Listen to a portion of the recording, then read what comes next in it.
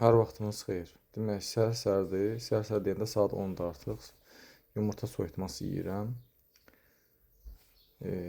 Əslində bir şey deyim sizə. Baxın, yumurta həqiqətən də gözəl görünür. Bişirəndə də suya qoyduq, yumurta tam batdı. Görünüşü də gözəldir. Amma soyandan sonra artıq ki, gəl bunu qoxula, bax bu cür gözəlliyi xarab. İyi götürüb aləmi.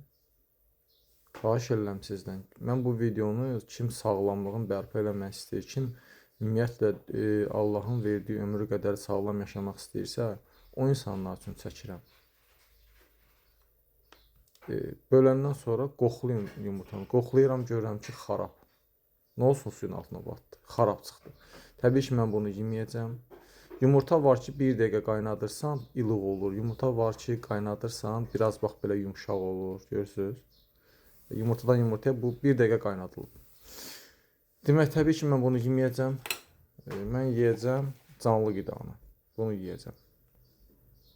Çox təəssüf olsun. Yəni, belə oldu. Düzdür, yumurtanı yesəydim, mən bunu qoz fındıqsız yeyəcəkdim. Amma artıq onu yeməyəcəm deyə, artıq bura qoz fındıq da əlavə elədim. Və mən bunu səhər yeməyi kimi inşallah yeyəcəm. Çalışın, qidaları yeyəndə diqqət edin. Təmiz, keyfiyyətli məhsullardan yeyin.